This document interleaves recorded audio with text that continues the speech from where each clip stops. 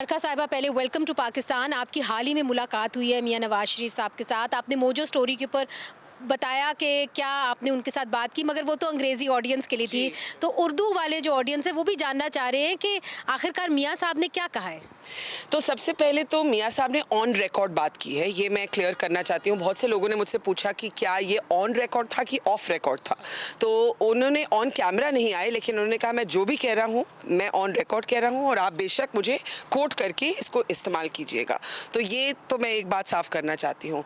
तो उन्होंने बहुत लंबी बात नहीं की ऑन रिकॉर्ड, लेकिन ऑन रिकॉर्ड उन्होंने एक बहुत ही इंटरेस्टिंग बात कही।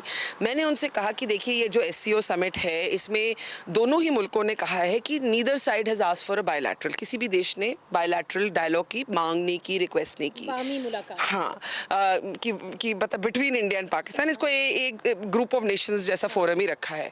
तो उन्होंने कहा हाँ, तो मैंने कहा फिर आपकी क्या उम्मीद है। तो उन्होंने कहा देखिए, मैं तो जी शुरू से ही इसके पक्ष में रहा हूँ, इसके फेवर में रहा हूँ कि हमारे जो रिलेशंस हैं, हमारे जो रिलेशनशिप है वो बेटर हो, बेहतरीन हो, और मैं तो ये शुरू से कहते आया हूँ। तो मैंने कहा अब आपको क्या लगता है। तो कहते हैं कि मुझे लगता है कि he use the word in English, it would have been a great thing. उन्होंने कहा ये बहुत ग्रेट चीज़ होती अगर प्रधानमंत्री मोदी, हमारे प्राइम मिनिस्टर नरेंद्र मोदी भी आए होते। अच्छा। सिर्फ मतलब उनका कहने का मतलब था कि जयशंकर आ रहे हैं हमारे फॉरेन मिनिस्टर, लेकिन अगर मोदी जी भी आए होते तो उन्होंने अंग्रेजी में कहा it would have been a great thing. फिर उन्होंने कहा कि लेकिन मैं ये उम्मीद रखता हूँ, मैं थोड़ा इंग्लिश से ट्रांसलेट कर रही हूँ, मैं ये उम्मीद रखता हूँ कि in the not too distant future, कि जल्दी ही, ये नहीं कि बहुत दूर, in the not too distant future एक और अपॉर्चुनिटी आएगी कि हम, उन्होंने ये नहीं कहा आए, उन्होंने कहा वी एंड हिम, क्योंकि I think he was mindful of the fact कि उनका एक फॉर्मल रोल यहाँ गवर्नमेंट में नहीं है। तो उन्होंने कहा we and him can sit and talk about our relationship. तो मुझे लगा कि ये बहुत इंटरेस्टिंग चीज़ है, क्योंकि मुझे ये भी याद आया कि काफ़ी महीनों से मियां नवाज शरीफ जो हैं वो पिछले सालों में जो गलतियां हुई हैं, उनके मुताबिक जो गलतियां हुई हैं उनका उन्होंने जिक्र किया है। मैंने उनसे पूछा भी, मैंने कहा कि मैंने आपका बयान पढ़ा था कि कैसे आपने मई में बोला कि लाहौर डिक्लेरेशन वायलेट हुई और वो उसमें आपने कहा पाकिस्तान की गलती है। उन्होंने कहा हाँ, मैंने कहा, और मैं बड़ा प्लेन स्पोकन हूँ, मेरे माइंड में जो है मैं तो कहता हूँ। अच्छा। तो उसकी भी थोड़ी सी बात हुई कि भाई कैसे वो इस तरह की टेस्टिमनीज देते आए हैं। So this is the big headline from what he said. नहीं, ये बहुत बड़ी हेडलाइन है, मगर मुझे ये बताइए कि सबसे पहले ये सवाल किया जा रहा है कि वज़ीर आज़म नरेंद्र मोदी साहब क्यों नहीं आए।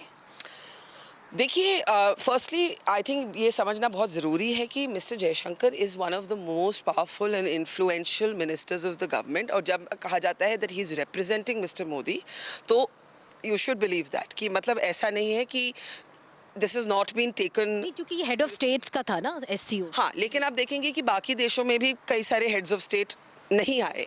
So I mean, one I would say that there could be other commitments, but secondly हम जानते हैं, ये कोई सीक्रेट बात नहीं है कि भारत और पाकिस्तान के रिश्ते have not been in their best phase.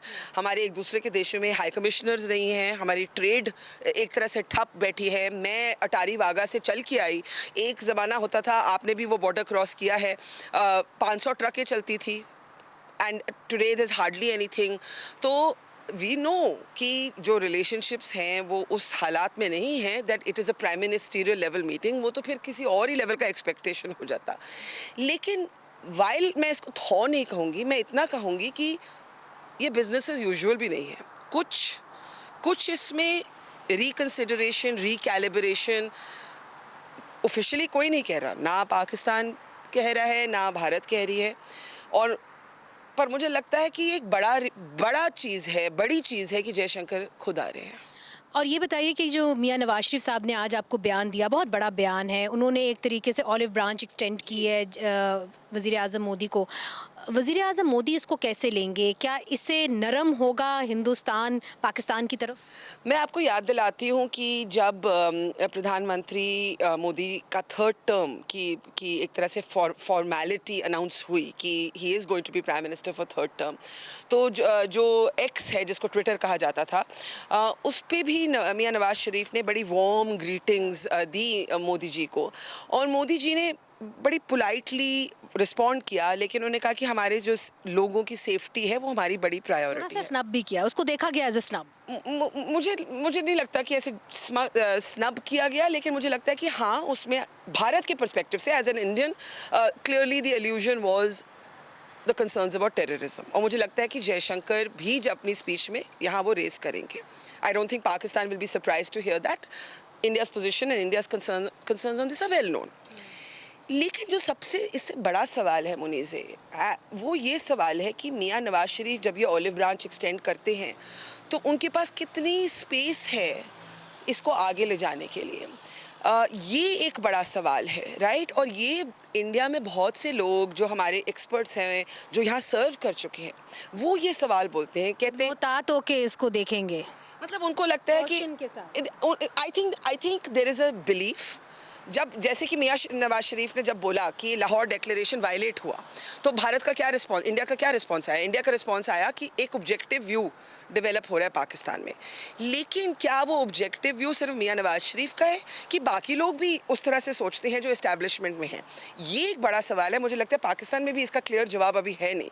So I think there is that question that Mian Nawaz Sharif has always been seen to be somebody, बहुत बारी वो बोल चुके हैं about better relations with India, but is he being backed in that effort, or is he alone in that effort? ये मेरा सवाल है। ये वाकई में बहुत ही अहम सवाल है। Well, thank you so much for giving us this interview. मुझे पता है कि आप बहुत मसरूफ़ भी थी। बहुत शुक्रिया कि आपने हमें ये इंटरव्यू दिया। Thank you so much.